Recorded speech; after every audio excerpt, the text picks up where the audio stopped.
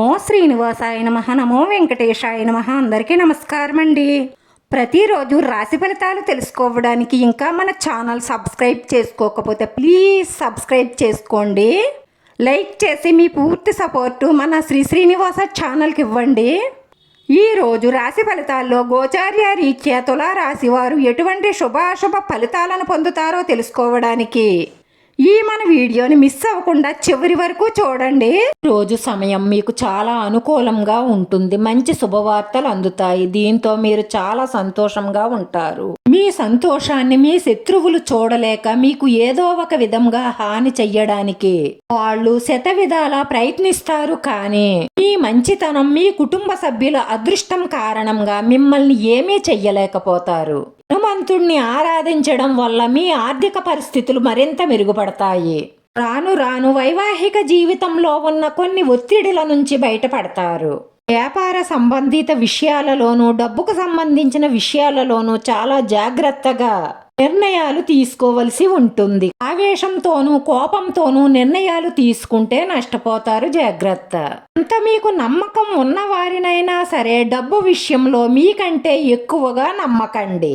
ఆదాయాన్ని పెంచుకోవడానికి రెండో మార్గాన్ని అన్వేషించవలసి ఉంటుంది. ఒకే మార్గంలో మీరు ఆశపడిన జీవితాన్ని పొందడం కష్టతరమే అవుతుంది. మారుతున్న వ్యక్తులు, వ్యక్తిత్వాలను బట్టి మీరు కూడా మారవలసి ఉంటుంది.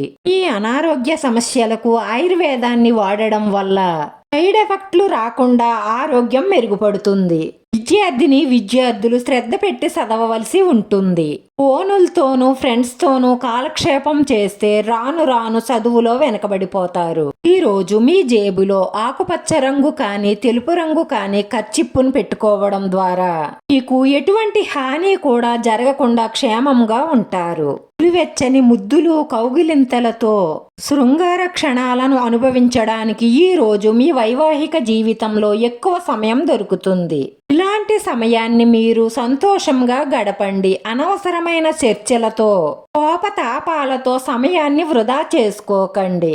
మీకు కాస్త ఇబ్బంది కలిగించే విషయాలు జరుగుతాయి, కానీ వాటిని మీరు తెలివితేటలతో చాలా చాకచక్యంగా పరిష్కరించుకుంటారు. పెద్దల ఆశీర్వాదం, భగవంతుడి యొక్క అనుగ్రహంతో స్నేహితులతో కానీ మీ అన్నదమ్ములతో కానీ చిన్న విషయం పెద్ద సమస్యగా మారుతుంది. కాబట్టి మీరు మాట్లాడేటప్పుడు ఆలోచించి మాట్లాడడం వల్ల సమస్య పెరగకుండా ఉంటుంది. రోజు ఈ రాశి వారి పరిహారం వచ్చేసి శివాలయానికి వెళ్ళి 5 ప్రదక్షిణలు చేసి ఆ పరమేశ్వరుణ్ణి మనస్ఫూర్తిగా ప్రార్థించడం వల్ల, గుడిలో కూర్చొని శివ పంచాక్షరి మంత్రం జపించడం వల్ల మీ మనసులో ఉన్న మంచి సంకల్పాలన్నీ నెరవేరి మానసిక ప్రశాంతత లభిస్తుంది. ఈ రాశి వారి అదృష్ట సంఖ్య 6. ఈ రాశి వారికి కలిసొచ్చే రంగు తెలుపు రంగు. నచ్చితే లైక్ చేయండి. మీ లైక్ మాకు ఎంతో విలువైంది. మీరు లైక్ చేయడం వల్ల ఈ వీడియో కొంతమందికి చేరుతుంది. మన శ్రీనివాస ఛానల్ని ఆదరించండి. అందరికీ ధన్యవాదాలండి. నమో వెంకటేశాయ నమః.